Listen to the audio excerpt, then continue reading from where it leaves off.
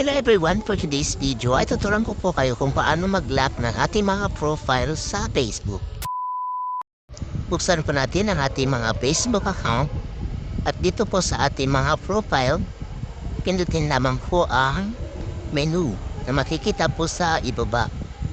At pindutin po ang setting na makikita dito sa taas at scroll down lamang po natin hanggang sa makita po natin ang profile locking.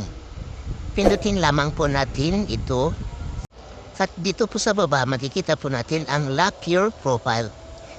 Pindutin lamang po natin yan para malak na po ang ating mga Facebook profile. At ngayon ay nalak na po ang ating mga Facebook.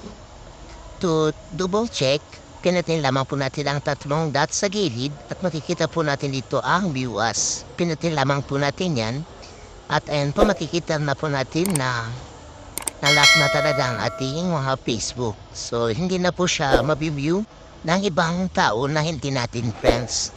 Don't forget to click the subscribe button and bell all para lagi po kayo updated sa lahat ng ating mga bagong upload.